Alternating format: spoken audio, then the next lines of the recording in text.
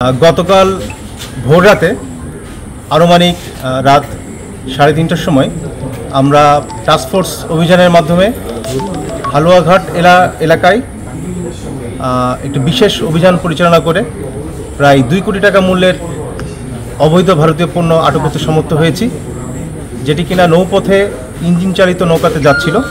সেখানে আমরা এই পণ্যের মধ্যে দেখতে পাই ভারতীয় কাতান শাড়ি, জিরা এবং কিছু ভারতীয় অবৈধ কসমেটিক্স আইটেম। তো গত 6 দিনের ভিতরে আমরা কিন্তু 3টি বড় বড় সিজার করেছি। 26 তারিখে প্রায় 1,15,00,000 টাকা মূল্যের শাড়ি, ভারতীয় শাড়ি, এবং 28 তারিখে প্রায় 1.5 কোটি টাকা মূল্যের নগদ পেমেন্টে 500 টাকা পর্যন্ত ক্যাশব্যাক আর লেনদেনে প্রতিদিন ডিপ ফ্রিজ এবং ঘন্টায় ঘন্টায় এসি টিভি সহ দারুণ সব গিফট।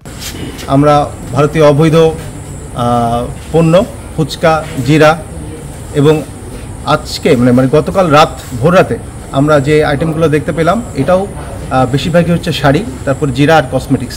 তো যেটি মনে হচ্ছে সামনের এই কুরবানি ঈদকে ঘিরে আমাদের সুনামগঞ্জের যে আমার দায়িত্বপূর্ণ এলাকা, সেখানে চোরাকারবিদের দৌরাত্ম্য বেড়েছে।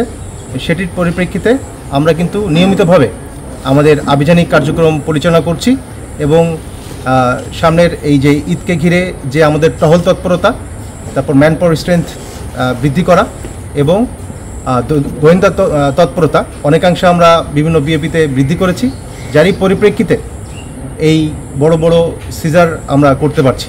তো আমি আশাবাদী যে আমাদের যে ঈদকে ঘিরে যে চোরাচালানের যে দৌরাত্ম্য বা তাদের যে অ্যাক্টিভনেস, সেটিকে আমরা টহল তৎপরতা এবং গোয়েন্দা নজরদারির মাধ্যমে প্রতিহত করতে সমর্থ হব।